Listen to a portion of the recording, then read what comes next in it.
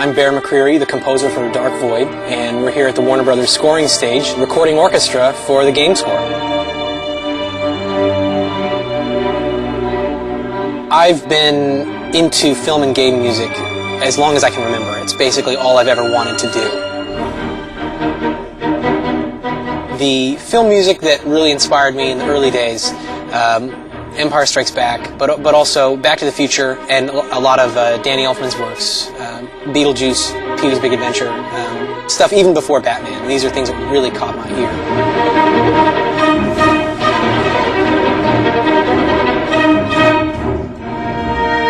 On the gaming side of things, actually, it was a Capcom title. It was Mega Man 2 that I heard this and I was like, this music is awesome. So I always wanted to do video game music. So when I got the call for DarkVoid, I leapt at the opportunity to work for Capcom.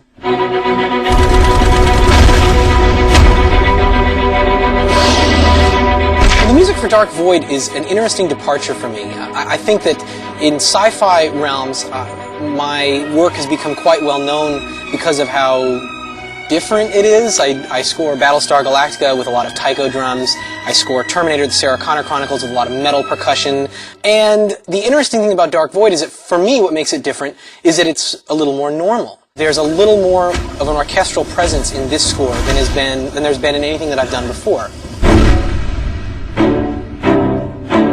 This game is so epic, the story is so big, that I felt it was important to pay tribute to some of the great sci-fi scores that have inspired me in the past.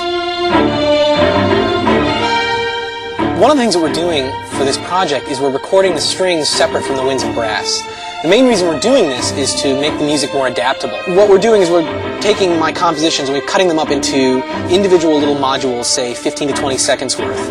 Those modules then, during gameplay, can be reordered and resequenced. My goal is that the player can play the entire game through and never hear the same exact piece of music twice.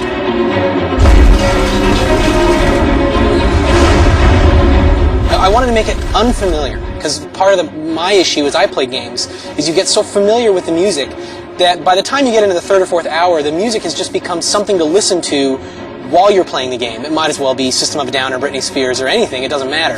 It's not making it tense because you're familiar with it. So by resequencing things, making it so your brain doesn't automatically know what the next section is going to be, my idea is that will make the music more tense. It will make the gameplay experience a little more heightened as your mind can't get comfortable with the music.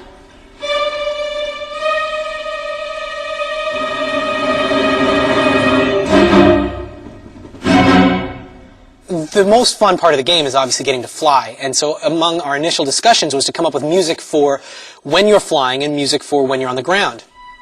It was a great idea in theory. The problem that we found is, as I started messing around with the gameplay and we started really talking about how to implement it, is that the most exciting part of this game is you can fly whenever you want. You can or you can stay on the ground. It's really up to the player. It's not like there's a ground level and then a flying level. So the problem was, if the music is changing, then you could take off for 5 seconds and the music could go da-da-da-da-da, and then you decide, no, I'm going to walk around for a little bit, and then it just stops. So we realized that approach really wouldn't work. In general, then, my approach was to write music for levels where you would probably be flying, or music for levels where you'd probably be on foot. But again, the fun part of it is that it's completely up to the player.